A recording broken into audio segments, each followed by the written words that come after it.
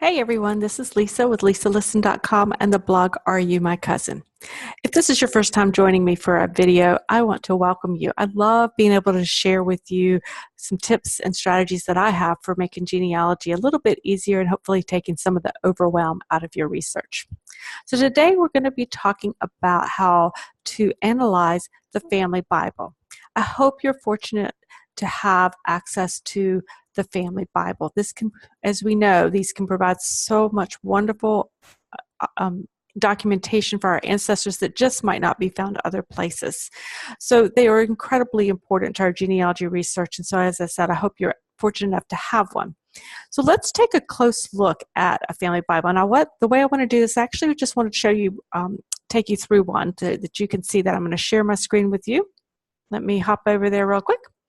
Okay, so the family Bible that we're going to be working with today is actually belonged to Caswell Harwood and Mary Adeline Thomas, who were married December 7th, 1854 in Moore County, which is currently today Lee County. Now, the date on this flyleaf of this Bible is found right down here, and it's 1853. And that's important because this tells us when you look at the family Bible and you see when the Bible was written, it tells you who in the family could have potentially had that Bible. Because if they're saying, oh, this is the family Bible of Mary and John Smith, and they were married in 1790, and it has all their marriage information in there, well, somebody's got it wrong because the Bible wasn't printed until 1853. So I actually feel like because this is printed in 1853, Caswell and Mary Adeline got married in 1854, that this is actually very consistent with being their family Bible, and probably a wedding gift as they started their married life.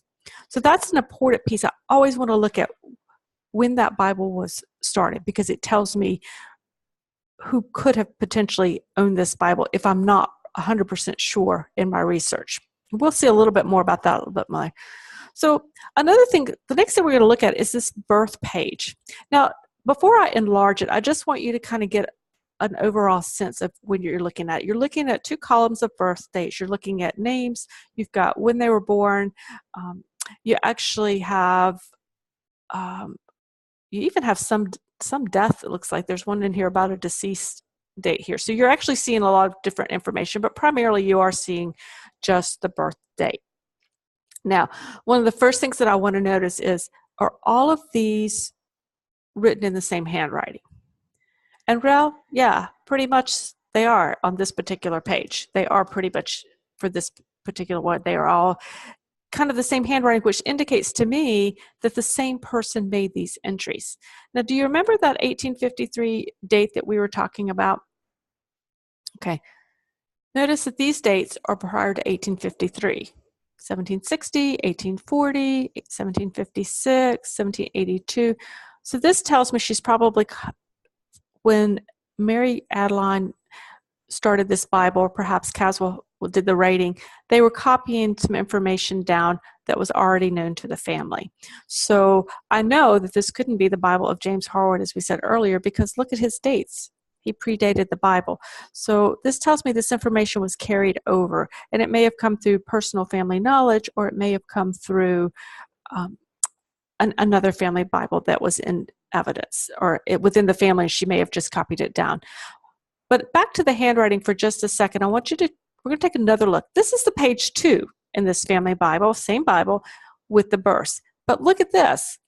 We have a lot of different handwritings. So this tells me this Bible had been passed on, and somebody else was starting to record some of the family births. And that's exactly something I like to see, because it shows that people who had knowledge of the actual event are writing down the information that's so important. So I actually like to see multiple handwritings and multiple throughout the Bible. I just think that helps to show a consistency for me as a researcher, and feel confident in that the people who knew about the incidents are actually writing that instance or writing that event down. So based on the 1853 date, based on this previous birth page where all the handwriting seems to be pretty much the same, looking at this information where we have so many dates that actually predate this Bible, I feel really pretty confident that this Bible was that of Caswell Harwood and his wife Mary Adeline. I believe this, as I said earlier, was a wedding gift probably that they started when they started their family. I believe they were actually copying this information that predates the Bible probably from a previous Bible that exists in the family or from relatives, because the Harwoods all did, many of them lived close together and they knew, they interacted with each other. I have records to support that. And so they had that information. Because of the very specific dates, the days, the months, the year, again, I was really suspecting that there was the existence of another family Bible. And I have since found evidence that there is. In fact, James Harwood actually mentions the family Bible by his son George, who lived in Chatham County. So I thought that was a very interesting piece of knowledge to have, is that so George Harwood actually had a family Bible, and George was the father of Caswell Harwood. So I have this documentation that there is another family Bible, again, supporting the fact that, yes, this probably came from that Bible as this family started theirs. Okay, guys, so that's what I'm looking at. I look forward to hearing kind of the interesting things that you might be finding in your family Bible. Feel free to leave a comment under the blog post or in the Facebook group. I'd love to hear from you. And in the meantime, happy ancestor hunting. I wish you the best of luck, and I look forward to talking to you again soon. So here we are back there. Again, have a great day. I look forward to talking to you in the future, and best of luck with your research.